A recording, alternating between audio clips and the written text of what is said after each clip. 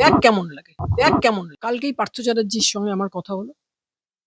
পার্থ চ্যাটার্জি একটা স্পেসিফিক আমাকে অনুরোধ করলেন যে আমার খুব ভালো লাগছে যে মমতাদিকেও এখন 18,000 টাকা পেনশন চলতে হবে। পার্থদাকে আমি কালকে বললাম, পার্থদা তুমি রাজসাক্ষী হও। মমতাদি সিপিএম কে মহাশূন্যে পাঠিয়ে দিচ্ছে, এখন তৃণমূলও মহাশূন্যে চলে যাচ্ছে। অভিষেক বন্দ্যোপাধ্যায়ের ভূমিকাটা তৃণমূলের মধ্যে এই মুহূর্তে কি রয়েছে বলে আপনি শূন্য শূন্য।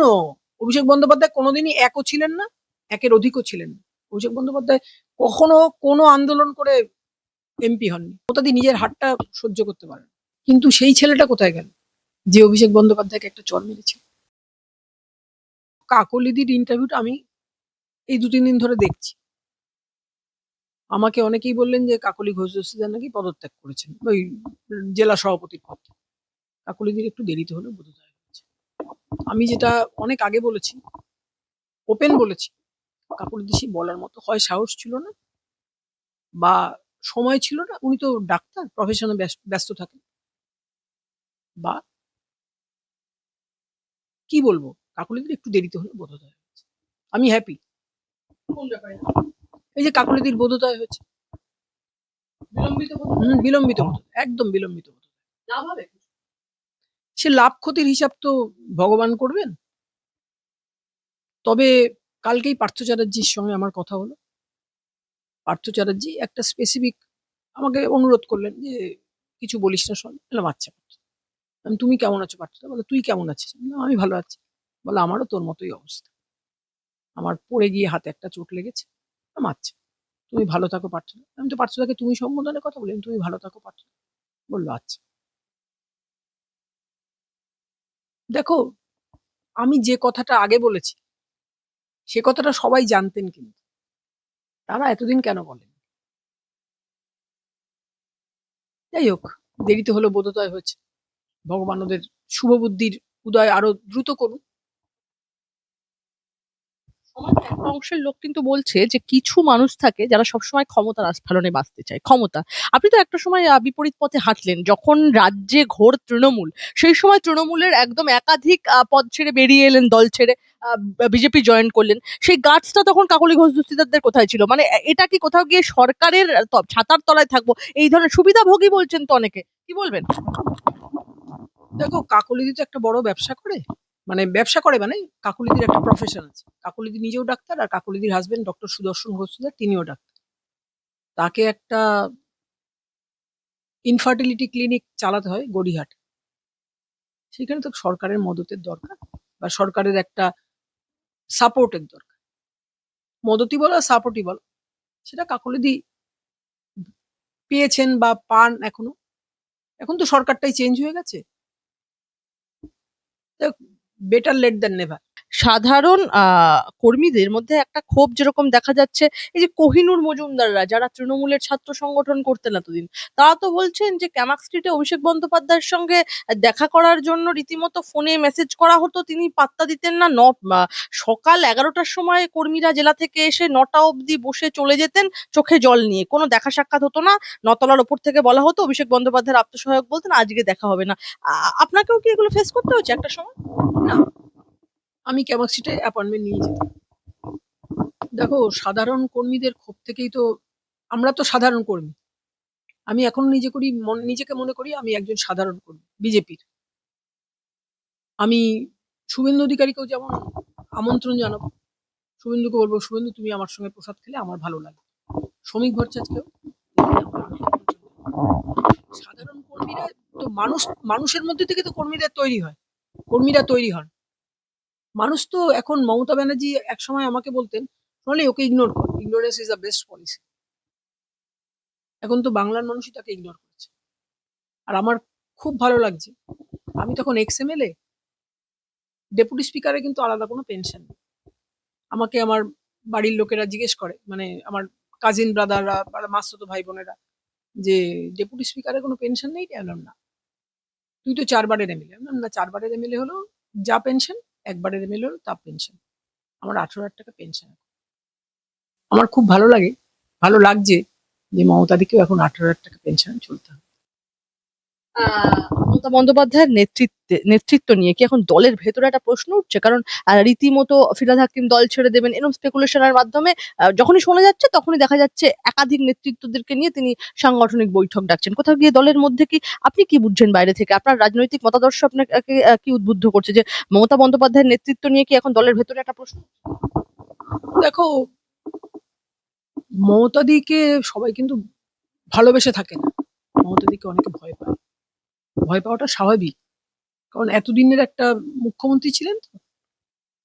ভয়, ভীতি, ভালোবাসা সবকটার পিছনে একটা আছে। ওই ক খ গ ঘ চ ছ মানে অ্যালফাবেটিক্যালি, মানে অ্যালফাবেট ওকে বলে কিনা জানি না আমি, বর্ণমালা, বর্ণমালা বলে। কথাটা একটা একটা শব্দটা আছে। ফিরহাদ হাকিম বোধহয় দল ছাড়বেন না। ফিরহাদ হাকিম ছাড়লে তো তার সাম্রাজ্যটাই চলে যাবে, তিনি ছাড়তে পারবেন। আমার সঙ্গে কোনোদিনও ক্যামাক্সিতে এই ঘটনাটা ঘটেনি। পার্থ চ্যাটার্জি একবার নাকি কালীঘাটে এসেছিলেন অভিষেকের সঙ্গে দেখা করতে। পার্থ চ্যাটার্জিকে 3 ঘন্টা বসে থাকতে হয়েছিল। পার্থ চ্যাটার্জি তারপরে উঠতে উঠতে অভিষেকের যে আত্মসহায়ক তাকে বলেছিলেন, অভিষেককে বলিস। পার্থ তো আমাদের সবাইকে তুই সম্বোধনে কথা বলতেন, যে আমি চলে যাচ্ছি আর আসবো। পার্থদার সেদিন কিন্তু গলাটা একটু রুদ্ধ হয়েছিল, মানে কান্না ভেজা ছিল। যাই হোক, আমার জীবনে কখনো এরকম হয়নি, কিন্তু আমার জীবনে হয়নি বলে কারোর জীবনে হবে না এটা তো নয়। আমি তো দেখা করতে যেতাম যখন আমি এমএলএ হয়ে গেছি, যখন আমি ডেপুটি স্পিকার হয়ে গেছি, তখন হয়তো কর্মীরা কেউ দেখা পেতেন না। আপনি বলেছিলেন যে অন্য একটি সাক্ষাৎকারে যে পার্থ চট্টোপাধ্যায় একটা সময় বলেছিলেন যে এই অসভ্য মেয়েটির সাথে আমরা দল করেছিলাম। কি ব্যাপারটা? এখনো বলছি, পার্থ চ্যাটার্জি যেদিন বেল পেলেন, আমাকে তো এখন আর ফোন কাছে রাখতে দেওয়া হয় না, আমার হাজবেন্ডের কাছে ফোন থাকে। পার্থদা ফোন করলেন, তখন আমার হাজবেন্ড জিজ্ঞেস করছেন আপনি কে কথা বলছেন। তখন পার্থ বললেন যে আমি পার্থ চ্যাটার্জি কথা বলছি। কে তুমি, কে বলছো? ও বললো আমি লালু কথা বলছি। ওর ডাকনাম তো লালু। বললো লালু, সোনালী আছে রে? তখন ও বললো হ্যাঁ। বললো সোনালীকে একটু দেওয়া যাবে? বললো হ্যাঁ, কেন কেন দেওয়া যাবে। আমাকে দিল। পার্থ কাঁদতে কাঁদতে বললো সোনালী, এই অসভ্য মেয়েটার সঙ্গে আমরা দল করেছি।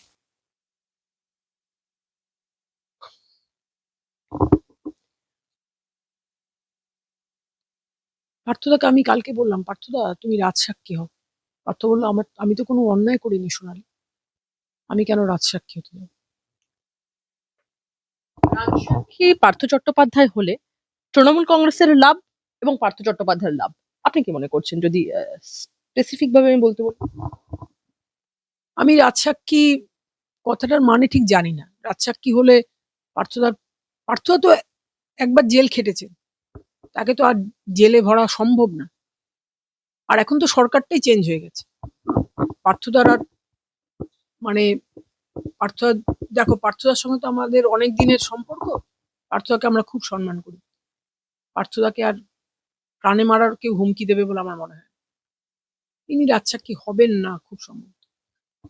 আপনি যখন বলছেন যে আপনি সহ গোটা রাজ্যের মানুষ যখন স্বস্তির নিঃশ্বাস ফেলছেন যে তৃণমূল আর ক্ষমতায় নেই, কল্যাণ বন্দ্যোপাধ্যায় আরেকজন সৈনিক তৃণমূল কংগ্রেসের, তিনি তো বলছেন যে মমতা বন্দ্যোপাধ্যায় যদি একদম ডাইরেক্ট জনসংযোগ করেন তাহলে তৃণমূল ঘুরে দাঁড়াবে আবারও। কল্যাণদার বোধহয় এখনো বোধোদয় হয়নি। কল্যাণদা কিন্তু অনেক পুরনো সৈনিক, অনেক পুরনো সৈনিক। মমতাদি যখন যুব কংগ্রেসের সভানেত্রী, তখন কল্যাণদা কিন্তু ল ইয়ার সেলটা মমতাদির বাড়িতে চালু করে। কল্যাণদা, তারপরে আশা মুকুল পালের ছেলে সৌমিত্র পাল, তারপর আরো রাধাকান্ত মুখার্জি, বিভূতিদা, অনেক লয়ার নিয়ে কল্যাণদা কিন্তু লয়ার সেল। এখন কল্যাণ বন্দ্যোপাধ্যায় ঠিক কথা বলছেন যে মমতা বন্দ্যোপাধ্যায় সত্যি যদি রাস্তায় নামে কর্মীদের সাথে জনসংযোগ করেন, সাধারণ মানুষের সাথে জনসংযোগ করেন, যেটা তিনি এতদিন করেনি, তাহলে কি পক্ষান্তরে কল্যাণ বন্দ্যোপাধ্যায় বুঝিয়ে দিলেন যে এতদিন মমতা বন্দ্যোপাধ্যায়ের কোথাও খামতি ছিল জনসংযোগে একজন নেতা হিসেবে? সে তো কল্যাণদা তো অনেক সময় ইনটক্সিকেটেড অবস্থায় থাকে। কল্যাণদা কখন কি বলে আমি জানি না। আচ্ছা, আপনি সোনালীদি কি মনে করছেন যে এই মুহূর্তে একদিকে তো আমরা দেখতে পাচ্ছি অভিষেক বন্দ্যোপাধ্যায় তিনি রীতিমতো যে কথা তিনি বলেছিলেন যে 4 তারিখের পর কার দিল্লির কত বড় বাবা আছে খুঁজে বের করা হবে, তারপরে দেখা গেল একাধিক অভিযোগ তৃণমূল কোথাও গিয়ে করছে, সবটাই সোশ্যাল মিডিয়া ভিত্তিক হয়ে যাচ্ছে। মমতা বন্দ্যোপাধ্যায় সোশ্যাল মিডিয়ায় লিখছেন 4টের সময় লাইভে আসছি, অভিষেক বন্দ্যোপাধ্যায় লাইভে কথা বলছেন, তারা কেউ কর্মী সমর্থকরা সামনে বলছেন যে তাদের পাশে দল কোথাও গিয়ে দাঁড়াচ্ছে না। এই মুহূর্তে অভিষেক ব্যানার্জির ভাবমূর্তিটা ঠিক দলের মধ্যে কি বলে আপনি মনে করছেন? অভিষেক ব্যানার্জি কোনোদিনই শূন্য, হ্যাঁ শূন্য।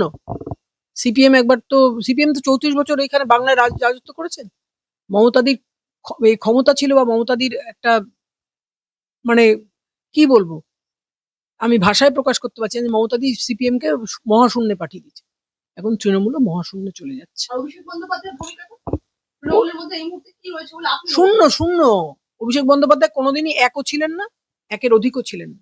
অভিষেক বন্দ্যোপাধ্যায় কখনো কোনো আন্দোলন করে এমপি হননি। আমাদের যেমন একটা আন্দোলনের ইতিহাস। তৃণমূল কংগ্রেসের যুব সভাপতি আর সর্বভারতীয় যুব সভাপতি তৃণমূল কংগ্রেসটাই তো আঞ্চলিক দল, সর্বভারতীয় তাহলে সংজ্ঞাটা এলো কি করে? আমাদের এখন কষ্ট লাগে যে তৃণমূল কংগ্রেসটাকে আমরা একদিন মমতাদি ব্রেন চাইল্ড ছিল তৃণমূল কংগ্রেস, তখন সিপিএম এর সঙ্গে কংগ্রেসের এত গটা, মমতাদি বললো আমি একটা দল গঠন করব। তখন আমি মমতাদি দলটা ছাড়বেন আর কি, আমি মমতাদির বাড়িতে গেছো তুমি কখনো? মমতাদির মার বিছানায় বড় খাট ছিল, বিছানার তলায় আমরা সব ভাই বোনেরা, আমি তো মমতাদির ভাই বোনেদের কখনো আলাদা নিজের ভাই বোন বই কিছু মনে করিনি, নিচে শুয়ে কাঁদছিলাম। তখন মমতাদি নিজের বোন ন্যান্টিকে জিজ্ঞেস করলো, ন্যান্টি মুটি কই রে? মমতাদি আমাকে মুটি বলে ডাকতে। তারপরে ন্যান্টি বললো, দিদি তোর মুটি নিচে শুয়ে শুয়ে কাঁদছে। তখন আমি বললাম, কি দিদি তুমি আমাকে ডাকছো? তখন বললো, হ্যাঁ পারবি না আমার সঙ্গে আর একটু কষ্ট করতে? তখন আমি বললাম, তুমি কষ্ট করতে পারলে দিদি আমরা কষ্ট করতে পারবো, তুমি কি নতুন দল করছো? তখন দিদি বললো, তবে আর তোকে ডাকছি কেন? কি দল করবে বলো, কি নাম দেবে? নব কংগ্রেস? আমরা এক একটা করে বলছি। তখন দিদি নাম দিলেন তৃণমূল কংগ্রেস। তৃণমূল কংগ্রেস হলো। এর মধ্যে কোনো ভূমিকা অভিষেক বন্দ্যোপাধ্যায়? না, নট মানে কোনো সিঙ্গেল ভূমিকা না। অভিষেক তো তখন ছোট। তৃণমূল কংগ্রেস হয়েছে 98 সালে, আর অভিষেকের জন্ম হচ্ছে 87 সালে। আজকে কি আপনি মেনে নিচ্ছেন যে অভিষেক বন্দ্যোপাধ্যায় তাহলে একটা প্যারাশুট পলিটিশিয়ান ছিল যাকে প্ল্যান্ট করা হয়েছিল? হ্যাঁ অবশ্যই। অভিষেক বন্দ্যোপাধ্যায় তো কোটায় নেতা হয়েছে। অভিষেক বন্দ্যোপাধ্যায়ের পেছনে আপনি দেখুন, কোনো ছাত্র আন্দোলন নেই, কোনো বড় আন্দোলন নেই, এমপি হয়েছে তো। 7 লাখ মার্জিন ছিল কিন্তু, যে ফলতায় আজকে জাহাঙ্গীর খান নেমে এসেছেন 4 নম্বরে, বামেরা 40,000 ভোট নিয়ে চলে গেল। সেই ফলতায় কিন্তু অভিষেক বন্দ্যোপাধ্যায় লোকসভা নির্বাচনে 1 কোটির ওপরে লিড পেয়েছিলেন, 1 লাখের ওপরে লিড পেয়েছিলেন। কি বলবেন সোনালী দি, কি অভূতপূর্ব ব্যাপার? না না, অভিষেক বন্দ্যোপাধ্যায় তো দিদি যখন কোথা থেকে যেন অনিল বোস লড়েছিলেন সিপিএম এর এমপি, আরামবাগ কেন্দ্র বোধহয়, তখন অনিল বোস 4 লাখ ভোটে জিতেছিলেন। দিদি বলেছেন এটা অ্যাবসার্ড ব্যাপার। তাহলে অভিষেক কি করে 7 লাখ ভোটে জিতল? তাই তো সেটাও অ্যাবসার্ড ব্যাপার। অভিষেকের পেছনে কোনো আন্দোলনের ইতিহাস নেই। অভিষেক ছাত্র আন্দোলন, ছাত্র অবস্থা থেকে অভিষেক কখনো পলিটিক্স করে। অভিষেক কি ভালো ছাত্র কি খারাপ ছাত্র ছিল সেটা আলাদা ব্যাপার। অভিষেক নবনানন্দা স্কুলে পড়তো, তারপরে কোথায় যেন একটা বাদ বাকি সব পড়াশোনা কমপ্লিট করেছে। অভিষেকের মেন পড়াশোনা তো দিল্লিতে ছিল। আমি আর আমার হাজবেন্ড তখন গেছিলাম আজমির শরীফে খাজা বাবার দরগায় সিন্নি চড়াতে বা চাদর চড়াতে। তখন দেখছি অভিষেক পড়াশোনা করছে। আমি আমার হাজবেন্ডকে বললাম, অভিষেক একা আছে তো, দাও না ওকে কিছু টাকা। তো বললো, কত টাকা দেবো বলো? ওকে কিছু টাকা আমরা দিয়ে আসলাম। ও নিতে চায়নি, কেন মিথ্যে কথা বলবো, নিতে চাই। তখন বললো, না না সোনালী পিসি আমাকে তো দিদি টাকা দিয়ে গেছে। আমি বললাম, না বাবা তুই রাখ, তুই তো একা আছিস, তুই রাখ। আমি অভিষেককে সবসময় বাবা বাবু বলে কথা বলি। তারপরে অভিষেক যখন 2014 সালে ডায়মন্ড হারবারে দাঁড়ালো, তখন অভিষেকের মা আমাকে বললেন যে, রনিদি নে তোর ছেলেকে তোর কাছেই পাঠানো। তখন আমি বললাম, কি বাবু ডায়মন্ড হারবারে দাঁড়াচ্ছে? বললো, আমার ভালো লাগে। একদমই। আমি বলবো, এই যে দুর্নীতি এবং গোষ্ঠীদ্বন্দ্বই কি তৃণমূলের সবচেয়ে বড় সমস্যা? আপনি কি একমত? গোষ্ঠীদ্বন্দ্ব দেখুন, দল বড় হলে তো গোষ্ঠীদ্বন্দ্ব থাকবেই। বিজেপি তো সর্বভারতীয় দল, তাহলে বিজেপির তো অনেক আরো গোষ্ঠী থাকার কথা। আমি তো বিজেপি স্মুথলি করি। আমি কর্মী বলেই হয়তো আমাকে গোষ্ঠীদ্বন্দ্ব অতটা গ্রাস করতে পারে না, কিন্তু আমি তো বিজেপি আরামসে করি। তৃণমূলে সবাই নেতা না, তৃণমূলে একজনই নেতা, মমতা ব্যানার্জি। ও বাবা, সবাই নেতা বললে তো দিদির আবার রাগ হবে। তৃণমূলে একজনই নেতা, মমতা। না, না, না, আমি বলছি তাহলে এই গোষ্ঠীদ্বন্দ্ব এবং এর ভেতর দুর্নীতি কি তৃণমূলের এই পতনের পতনের কারণ? দেখুন, যদি সেটা বলা যায় এত বড় বিপর্যয়, তো নিশ্চয়ই তার পেছনে একটা মানে সমার্থক শব্দ।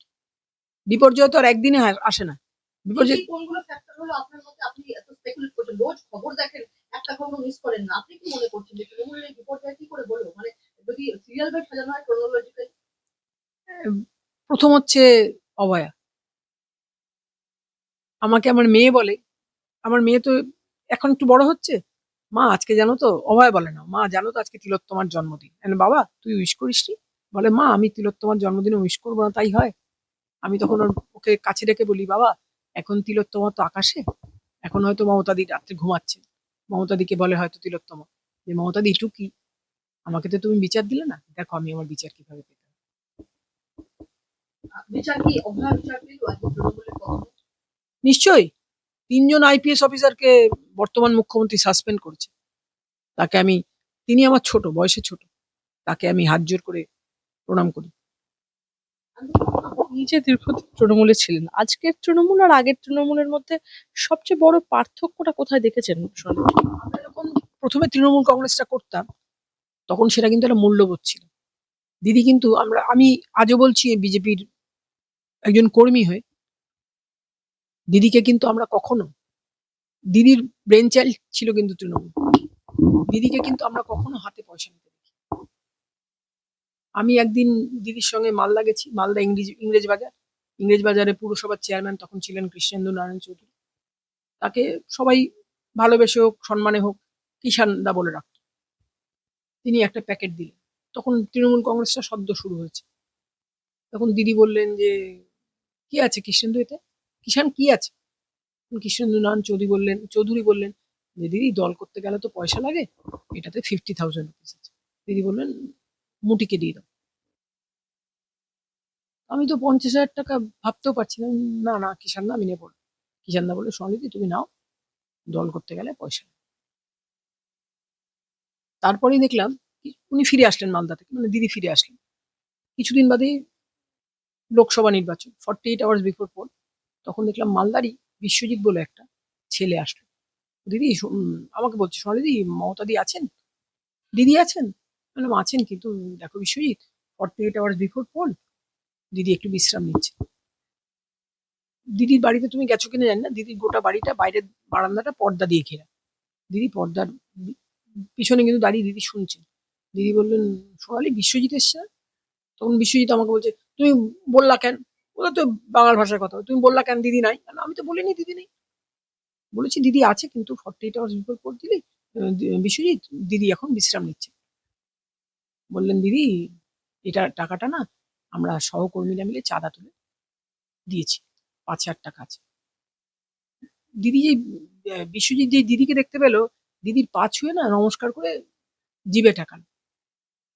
তখন দিদি 50,000 টাকা নিলেন না, কিন্তু দিদি 5,000 টাকাটা নিয়ে আমাকে বললেন, তাহলে 5,000 টাকা দিয়ে, আর 48 ঘন্টা বাদেই তো দিদির নির্বাচন শুরু, ঠাকুরের মালা কিনে। আমি কালীঘাট বাজারেও গেলাম না, বেহালা বাজারেও গেলাম, আমি চলে গেলাম টালিগঞ্জ টাউনে।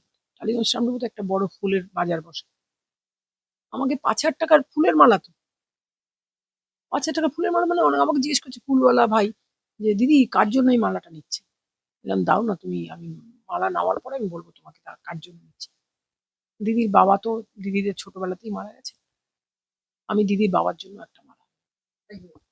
না, একটা প্রশ্ন করবো যে এই যে আগের তৃণমূল করতেন, ঘটনাবলী বললেন, সেই তৃণমূলের সাথে আজকের তৃণমূলের ঠিক বড় পার্থক্যটা? আগে তৃণমূল ছিল প্রকৃত অর্থেই তৃণমূল, এখন হয়ে গেছে তোলামূল। আর যদি মমতা ব্যানার্জি আপনার সঙ্গে আলোচনা করতে চান, আপনি তাকে কি পরামর্শ দেবেন? তিনি তো আর পরামর্শ ধার ধারেন না, বা পরামর্শ করতেও চান না। আমি দিদিকে দেখলে, দিদি অবশ্যই তার সঙ্গে 32 বছর কাটিয়েছি, তো আমার হয়তো এখনো চোখে জল চলে আসবে। আমি দিদিকে একটা প্রণাম করব, করে বলবো, দিদি তুমি কেমন আছো? উনি বলবেন, নিশ্চয়ই, তুই কেমন আছিস, বা তুই কি চাস আমি খারাপ থাকি? উনি যেরকম বলেন। আমি বলবো, আমাদের তো খারাপ অবস্থায় তুমি পাঠিয়ে দিয়েছো, তুমি একজন ব্যর্থ মুখ্যমন্ত্রী। আবার শুভেন্দু অধিকারীর নেতৃত্বে আবার কিন্তু বাংলায় চিমনিতে ধোঁয়া উঠবে, লক্ষ লক্ষ মানুষ কর্মসংস্থান পাবে, আবার স্বাস্থ্য ফিরে দাঁড়াবে, আবার শিক্ষা ফিরে দাঁড়াবে। সে পথেই বাংলা এখন হাঁটছে। আমরা গর্বের সঙ্গে বলি আমরা বাঙালি।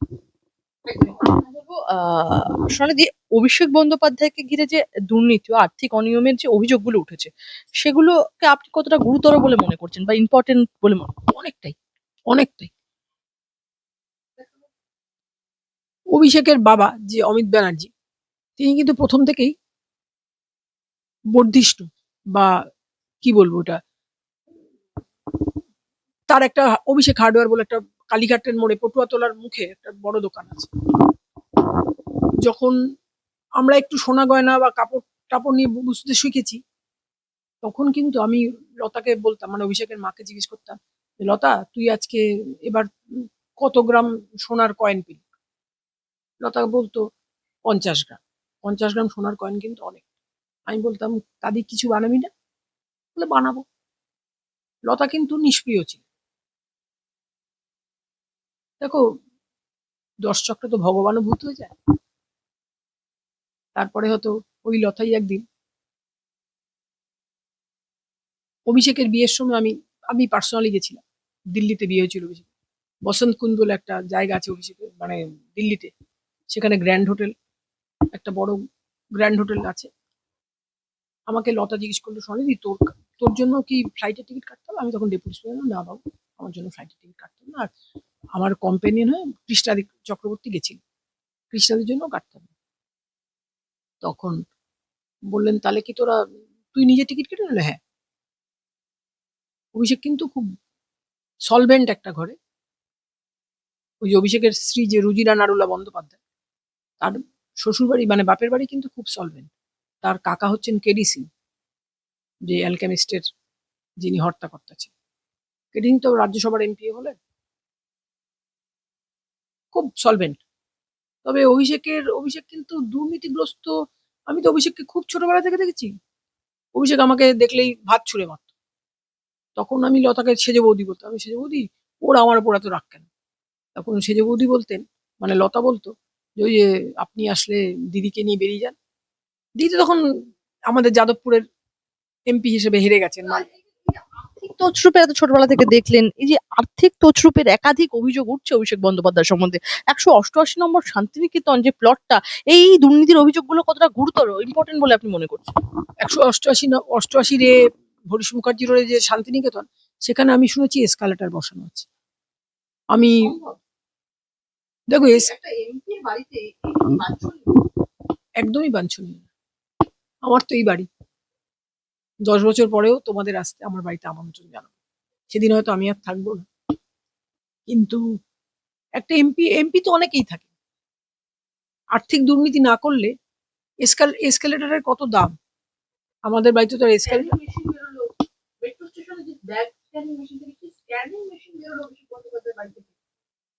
অভিষেক বন্দ্যোপাধ্যায়ের সিকিউরিটি অভিষেক বন্দ্যোপাধ্যায়ের সিকিউরিটি প্রচুর, কিন্তু সেই ছেলেটা কোথায় গেল যে অভিষেক বন্দ্যোপাধ্যায়কে একটা চড় মেরেছে?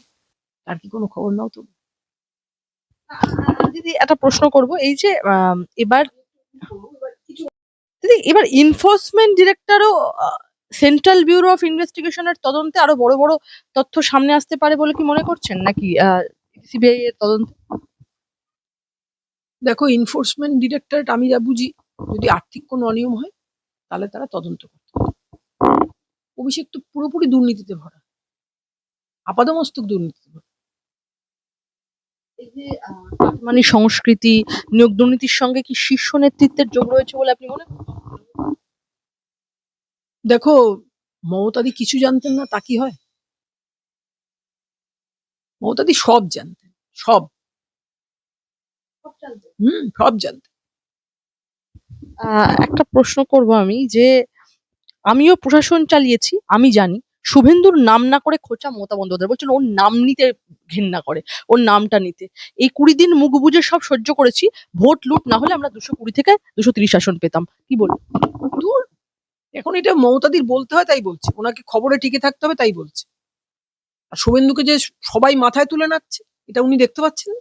একসময় তো যখন তৃণমূল কংগ্রেসটা প্রতিষ্ঠা হয়েছিল, বা তৃণমূল কংগ্রেস যেদিন সিপিএম কে শূন্য পাঠিয়ে দিয়েছিল, সেদিন আমরাও মমতাদিকে, আমি তো এখনো মমতাদিকে পায়ে হাত দিয়ে প্রণাম করি, কিন্তু বলবো দিদি তুমি একজন ব্যর্থ মুখ্যমন্ত্রী, তুমি যেটা পারোনি শুভেন্দু আজকে সেটা করে দেখাবে। শুভেন্দু অধিকারীর প্রতি বিদ্বেষ কেন মমতা বন্দ্যোপাধ্যায়? বলছেন না ওই যে মমতাদিকে হারিয়েছে, মমতাদি নিজের হারটা সহ্য করতে পারে না। সত্যি কি তৃণমূল 220-30টা আসন পেত? কি বলবো? দেখো একসময় তো আমরাও তৃণমূল বুকের রক্ত দিয়ে করেছি। একসময় আমাকে ফোনে বলা হচ্ছে, কোন একজন পুলিশ অফিসার ফোন করেছে, সেদিন সালিসি বিল হবে, বলছে আপনি স্বর্ণলিঙ্গ বলছেন? তাহলে হ্যাঁ বলছি। বলে আজকে তো আপনাদের বিধানসভায় সালিসি বিল পেশ হবে, আপনি কিন্তু সাবধানে থাকবেন। কেন? আপনি কে বলছেন? বলে আপনার একজন বন্ধু বলছি, আপনার মানে উপকারী বন্ধু বলছি, হ্যাঁ শুভানুধ্যায়ী, আজকে কিন্তু আপনার কাপড় ধরে টান দেওয়া হবে। আপনি আমাকে কাপড় দেবেন স্বয়ং বাবা লোকনাথ, জয় বাবা লোকনাথ বলে আমি শাড়ি পরতাম, তখন এখন শাড়ি পরি, কিন্তু বাড়িতে তো আমাকে একটু হালকা ড্রেসে থাকতে হয়। আমি শাড়ির নিচে না সালোয়ার কামিজ পরে গেলাম। দেখছি সত্যি শাড়িটা খোলা হচ্ছে। তখন সুব্রত মুখার্জি বেঁচে ছিল। আমি আর সুব্রত মুখার্জি বলতে পারছি না সুব্রত মুখার্জি, সুব্রত ওরা আমার কাপড় ধরে টানছে, আমার সেইটুকু সেন্স আছে। আমি বলছি যে টানো না, টেনো আমার কে নাঙ্গা করতে পারে। একদমই। সোনালীদি, আপনার মতে আগামী কয়েক মাসে বাংলার রাজনীতিতে সবচেয়ে বড় বিস্ফোরক ঘটনা কি হতে পারে? এবার কি আমরা মমতা বন্দ্যোপাধ্যায়, অভিষেক বন্দ্যোপাধ্যায়ের হাতে কড়া দেখতে পাবো? দেখো আইন যদি মনে করে যে তারা বেআইনি কাজ করেছেন, বা মমতা বন্দ্যোপাধ্যায় বা অভিষেক বন্দ্যোপাধ্যায় যে তাদের আইনের দ্বারস্থ করবেন, তাহলে অবশ্যই দেখা যেতে পারে। সেটা কি সবথেকে বড় রাজনৈতিক ঘটনা হবে পশ্চিমবঙ্গের জন্য? দেখো এত তো আমি রাজনৈতিক দূরদর্শী নই, তবে একটা রাজ্যের প্রাক্তন মুখ্যমন্ত্রীকে যদি অ্যারেস্ট করা হয়, সেটা তো আহ, রাজ্যের বুকে একটা বড় আলোড়ন পড়বে। অভিষেক বন্দ্যোপাধ্যায়ের বাড়ির সামনে বুলডোজার ঘোরাফেরা করছে। ওর বাড়ির ভেতরে কি আছে? একজন সাংসদের এত টাকা আসলো কি করে? মানে এটা কি সম্ভব? আমি আমাদের শিলিগুড়িতে একজন আমার পিস্তুত দিদি থাকে, তার ছেলে বলে, সলি তুই জানিস না অভিষেক বন্দ্যোপাধ্যায়ের বাড়িতে কত সম্পদ? ওই ছেলেটার ডাকনাম হচ্ছে বাবুল। তুই কি বলছিস? বলে হ্যাঁ, অভিষেকের বাড়িতে 60 লাখ টাকা দিয়ে কাচের সিঁড়ি আছে। আমাকে কোনোদিনও অভিষেক ওই বাড়িতে ডাকেনও নি, আর আমার যাওয়ার ইচ্ছা নেই।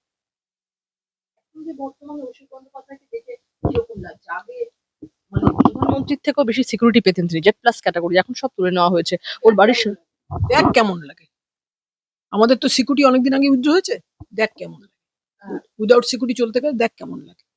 যদি সত্যি ভালো লোক থাকে কেউ, তারা কারা?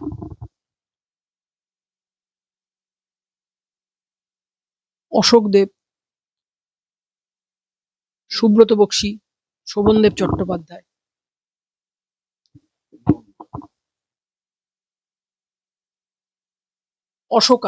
অশোকা মন্ডল, একজন কাউন্সিলর, তিনি কখনো প্রেসে হয়তো আসেন না, তিনি ক্যান্সারের পেশেন্ট। তো যাই হোক,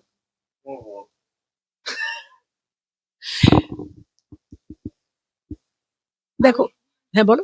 শেষ একটা প্রশ্ন করবো আপনার কাছে। শুভেন্দু বাবুর ভূমিকা এই কদিনে কেমন লাগছে? অনেকেই বলছেন নায়ক সিনেমার মুখ্যমন্ত্রী, কি বলবো? অনিল কাপুর, নায়ক সিনেমার মুখ্যমন্ত্রী অনিল কাপুর। আমি তো শুভেন্দুর এখন একদম ফ্যান হয়ে গেছি। শুভেন্দু, আমি 3 তারিখে শুভেন্দুকে ডাকবো। শুভেন্দু যদি ব্যস্ততম সময় থেকে একটু সময় বার করতে পারেন, শুভেন্দু মুখ্যমন্ত্রী আমার বাড়িতে আসবেন, তো আমার পক্ষে গর্বের। আমি শুভেন্দুকে, আমি তো মহিলা, আমি শুভেন্দুকে আলিঙ্গন করতে পারবো না, আমি শুভেন্দুকে হাত মিলিয়ে বলবো আমি খুব খুশি হয়েছি বাবা, তুমি আমার বাড়িতে এসছো, আমি ধন্য।